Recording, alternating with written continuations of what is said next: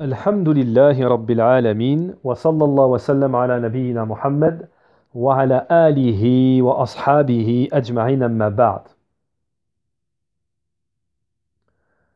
Comme cette orientation immense dont il est obligatoire de prêter attention, et plus particulièrement pour le nouveau dans la recherche de la science.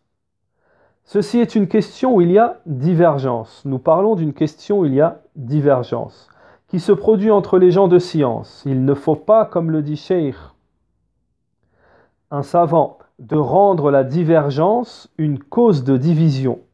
Il faut prendre garde à cela. Beaucoup de nouveaux propagent la haine, surtout lorsqu'ils sont nouveaux. Ils commencent, l'un d'eux à mentionner une parole et l'autre mentionne une autre parole qui diverge, qui la contredit. Et tous sont faibles dans la science, mais ils sont forts dans la querelle et dans la voix élevée, dans le fait d'élever la voix. Dans cela, ils sont forts, mais dans la science, ils sont faibles. Et le comportement dans la science, également, ils sont faibles sur cela, nous dit Cheikh Abdelrazak al-Badr. Parfois, dans certaines questions à divergence, celles dont le sujet est vaste et connu entre les gens de science, ceux-là, les nouveaux dans la science, les débutants, il y en a un qui se lève, prend l'autre à la gorge, ils peuvent même se battre et cela se produit beaucoup, nous dit Cheikh Abdelrazak. Et la haine se propage du fait de leur faible connaissance. Et ils sont forts dans la querelle. La question de divergence se prend avec douceur.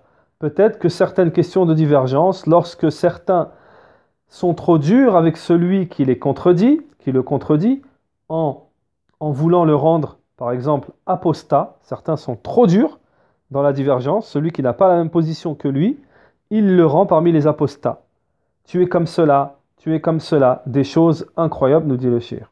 Avec le manque de science, les querelles, il se produit des choses très incroyables. Cette orientation immense de cet imam, il faut y prêter attention, particulièrement les nouveaux dans l'étude de la science.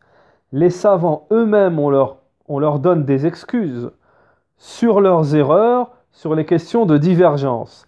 Et Ibn Taymiyyah, rahimahullah, a maîtrisé et donné du profit dans son livre Raf' al-Malam ala a'immat al-a'lam.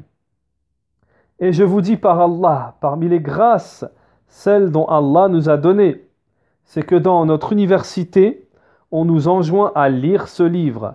En réalité, ce livre éduque l'étudiant à comment il doit œuvrer avec l'erreur des savants. Il donne beaucoup d'excuses lorsque tu n'es pas instruit dans l'excuse.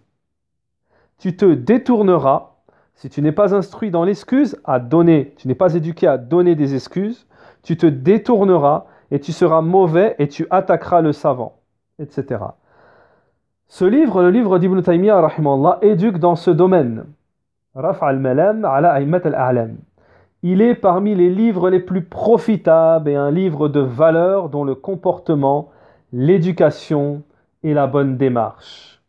Wa sallallahu wa sallam ala nabiyyina Muhammad wa ala alihi wa ashabihi ajma'in.